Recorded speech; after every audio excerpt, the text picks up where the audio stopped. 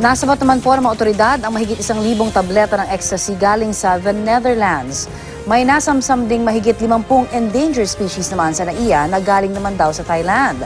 At may ulat on the spot si June Veneracion. June?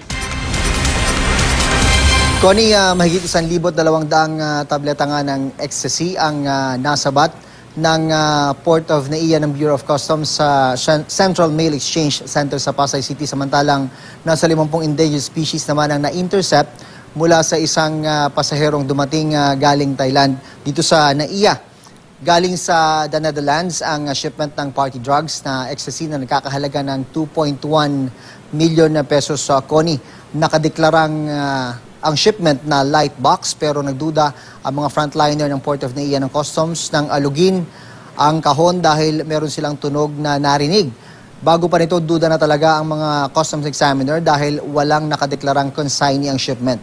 Kung nakalusot, sabi ng PIDEA, malamang sa mga high-end club ang bagsak ng mga droga. Kagabi naman, Connie, ay nasa 56 na endangered species gaya ng iguana at bearded dragon ang na-intercept sa NAIA dahil walang import permit. Nakatago ang mga ito sa loob ng medyas at isinilid sa 2 bagahe ng isang pasahero galing Bangkok.